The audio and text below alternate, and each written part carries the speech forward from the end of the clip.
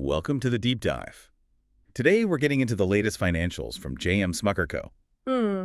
Coffee, peanut butter, Hostess, Uncrustables. Yeah.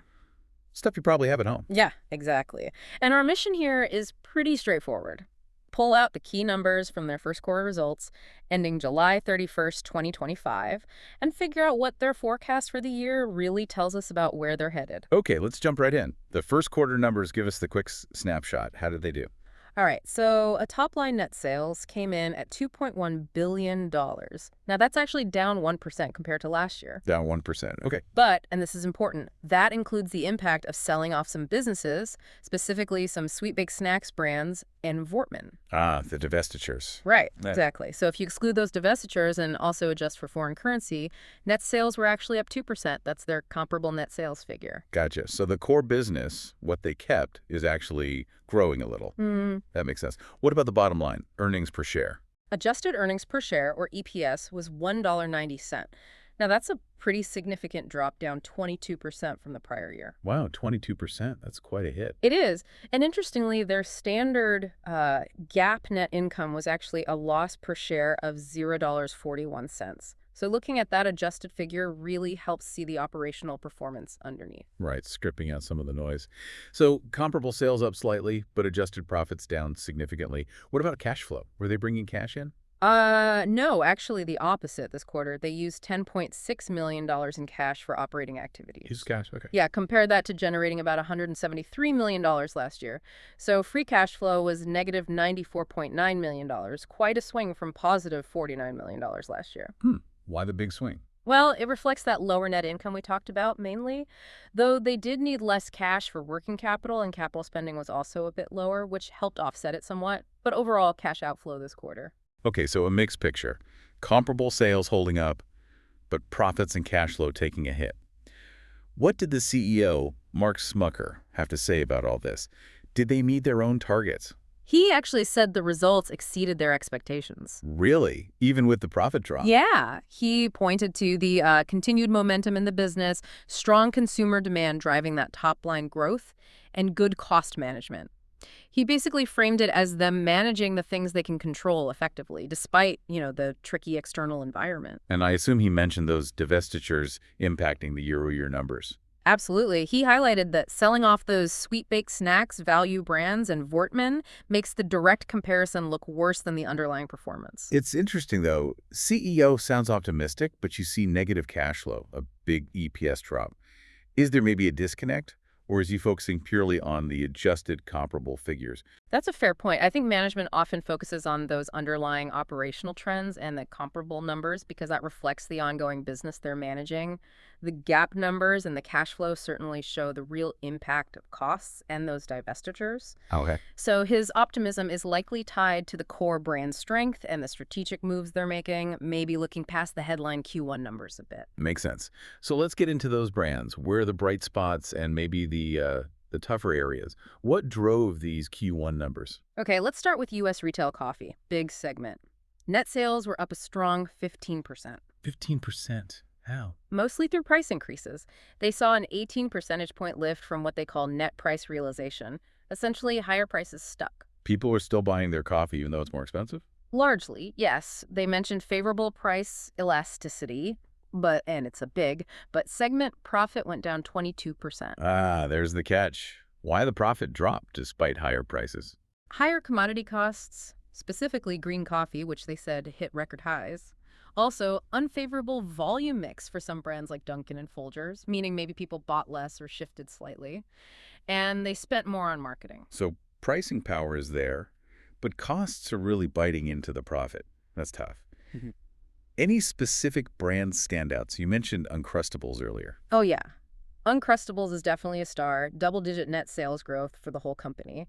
And that's impressive because they were comparing against a period last year where they had really big distribution gains. They're still growing strongly even on top of previous growth. Exactly. And they highlighted it's bringing new buyers into the whole frozen category, especially households with kids, millennials, Gen Z.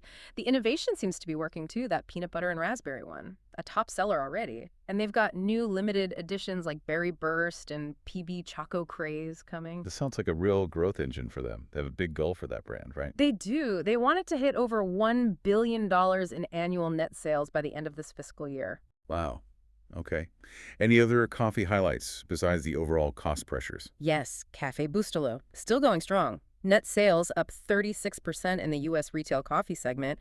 And importantly, volume mix was up 17%. So people are buying more and paying more, presumably. Seems like it. They mentioned increased marketing, and new roasts are really driving that, attracting new households. Okay, good momentum there.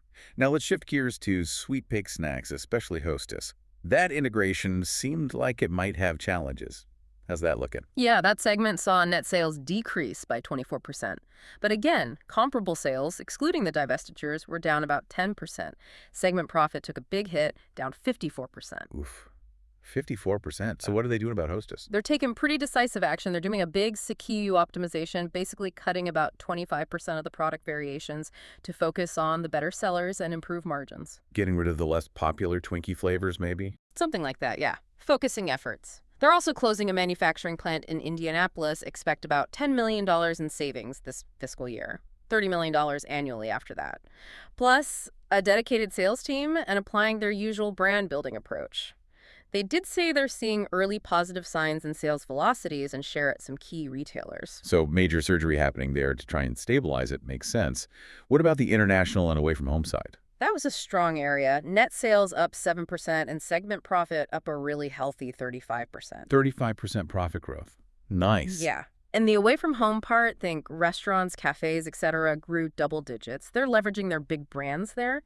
That whole segment is becoming a bigger piece of the pie, maybe around 10% of total sales this year. Okay, so that's a solid contributor. All right, that covers Q1 pretty well. Let's look ahead. What does this mean for the rest of the fiscal year, FY2026? What's the updated guidance? Okay, so for the full year, they've actually raised their net sales forecast. Oh, interesting. After that mixed Q1. Yep. They now expect sales to increase 3.0% to 5.0%. That's up from 2.0% to 4.0% previously. Comparable net sales are expected to be up around 5.5% at the midpoint. And why the increase? Mostly because Q1 came in better than they'd planned, especially in U.S. retail coffee. Remember that favorable price elasticity? And also that continued strength in away from home. Okay, so more optimistic on the top line. What about earnings? Did they raise the EPS guidance too? No. And this is the key thing. They maintain the adjusted EPS range of $8.50 to $9.50. Maintained. So higher sales aren't translating into higher expected profits. Why not? The main reason is tariffs. U.S. tariffs. They now expect a bigger hit from those. They're forecasting a $1.50 headwind to earnings per share for the year. That's up a whole $1.25 from their original estimate. 50 cents per share just from tariffs. Wow.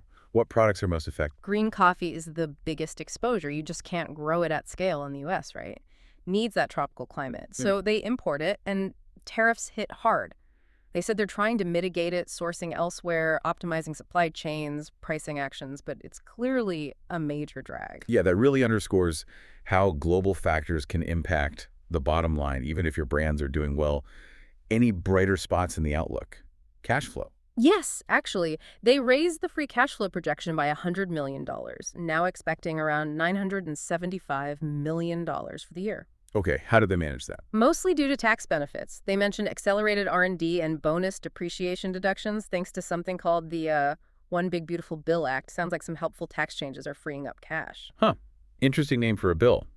So more cash expected. What are they planning to do with it? Debt reduction is the priority. They're aiming to pay down about $500 million in debt this fiscal year and again next year. The goal is to get their net debt to EBITDA ratio down to around 3.0x by the end of fiscal 2027. Strengthening the balance sheet. Makes sense. Okay, so that's the full year.